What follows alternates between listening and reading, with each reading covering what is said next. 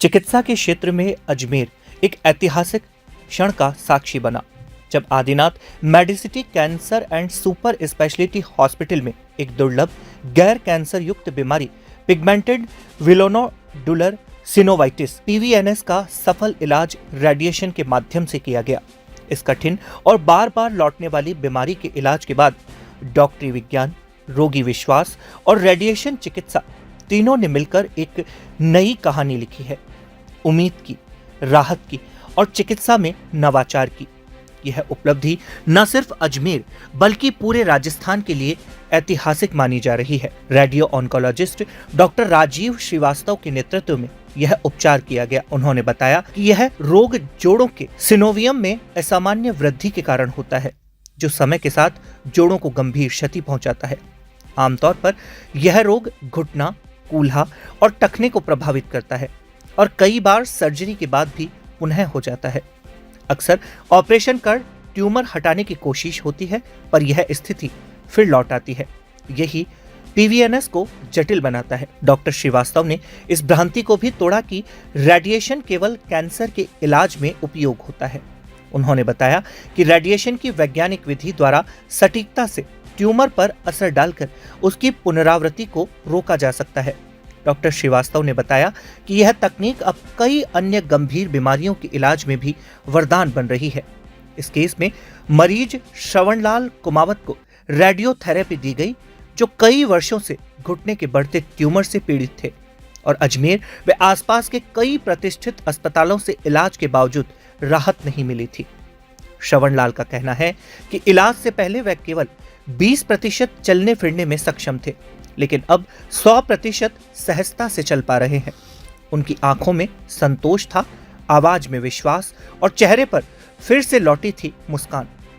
उन्होंने आदिनाथ हॉस्पिटल की सुविधाओं, डॉक्टर्स की दक्षता और समर्पण की सराहना करते हुए कहा कि यह अस्पताल मरीजों के लिए एक नई जीवन द्वार साबित हो रहा है।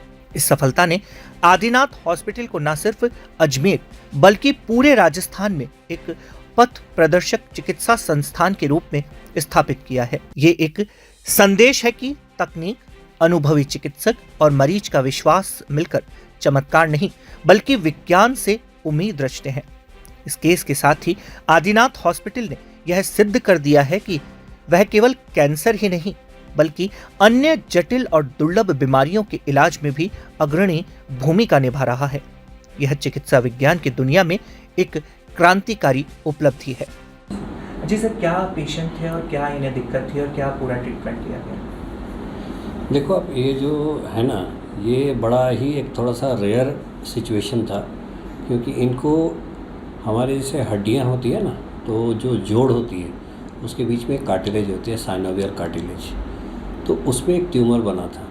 लेकिन ये ट्यूमर मैलिग्नेंट ट्यूमर नहीं था। मतलब जो होता है ना, एक मैलिग्नेंट होता है, एक बेनाइन होता है। बेनाइन मतलब वो इधर उधर फैलता नहीं है, अपनी जगह पे बना रहता है लेकिन परेशानी देता है। और मैलिग्नेंट जो शरीर में फैल जाता है। तो आमतौर पे बेनाइन ट्यूमर का जो इलाज होता है वो ऑपरेशन होता है। तो ये जो एक बीमारी है, इसको हम बोलते हैं पिगमेंटेड विलोनोडुलर सिनोवाइटिस। थोड़ी सी रेयर कंडीशंस है ना, सारे लोगों में नहीं देखने को मिलती, लेकिन जब होती है तो बड़ी परेशान करती है। और कैंसर अस्पताल से ऐसे तो इसका कोई लेना देना नहीं है ना।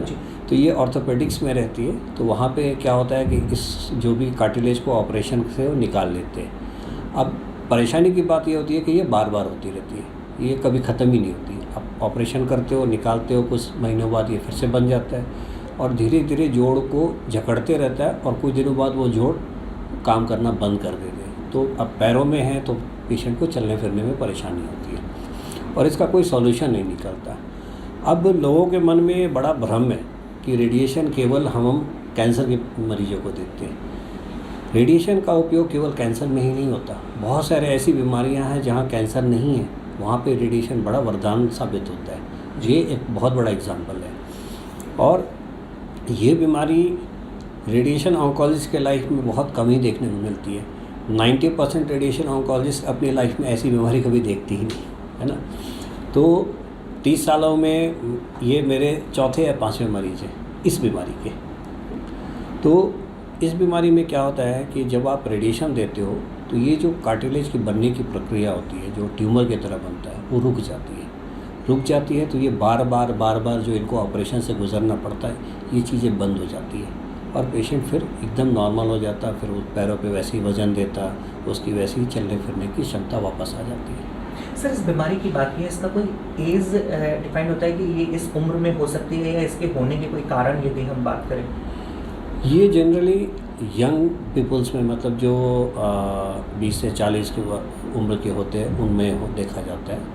और ये नॉर्मली क्या होता है ना कि जब भी कहीं पे वियर एंड टियर हम बोलते हैं, क्योंकि ये हमारी जो जोड़े होती है उसमें जो साइनोवियल कार्टिलेज होती है, तो कभी इस्तेमाल में कभी उसमें कुछ डैमेज आ गया, वियर एंड टियर जैसे हम बोलते हैं उसको, तो आ गया, तो वहीं पे क्या होता है कि ये सेल एबनॉर्मली ग्रो करने लगती है। और एक बार इसकी शुरुआत हो गई तो फिर वो रुकती नहीं, वो बनती जाती है, तो बनते बनते गांठ का रूप ले लेती है। सर, क्या नाम है आपका? सरवनलाल कुमावत। सरवन जी, क्या हुआ था आपको और किस अस्पताल में आपने अपना चेकअप और इलाज करवाया? मेरे पैर में ना ट्यूमर बढ़ रहा था। पहले मैंने जेलन में इलाज लिया था, फिर क्षेत्रपाल में लिया, उसके बाद आरएस में लिया, और तीनों जगह से मेरा वो पैर में दोबारा से हो रही थी बार तकलीफ। लेकिन फिर मैं इधर आदिनाथ मेडिसिटी हॉस्पिटल में डॉक्टर श्री राजीव श्रीवास्तव से मेरा ये ट्रीटमेंट रेडिएशन थेरेपी लिया था। उसके बाद अभी मैं आराम से चल सकता हूँ, फिर सकता हूँ, घूम सकता हूँ, वजन ले सकता हूँ। इस पर मेरे को काफ़ी कुछ हद तक आराम है, बिल्कुल आराम। पहले और अभी की स्थिति की बात हम करें तो कितना फर्क है? पहले क्या स्थिति थी चलने फिरने में और अब कैसा है? पहले मैं 20% चल सकता था, अभी 100% चल सकता हूँ मैं जी। 100। सर, अस्पताल में यहाँ आपने ट्रीटमेंट लिया डॉक्टर राजीव श्रीवास्तव सर का, यहाँ की व्यवस्थाएं, डॉक्टर साहब का जो ट्रीटमेंट का पूरी प्रक्रिया रही, वो सब कैसी थी? और एक नंबर है सर, लाजवाब है, 120% लाजवाब है। क्योंकि है ना, सर का व्यवहार, सर का ट्रीटमेंट, यहाँ की साफ़ सफाई, यहाँ के कर्मचारी, सबका एकदम नंबर 1 है सर। सर, कहाँ से हैं बेसिकली आप? मैं प्रॉपर पुष्कर के बाजू में थावला, नागौर जिला।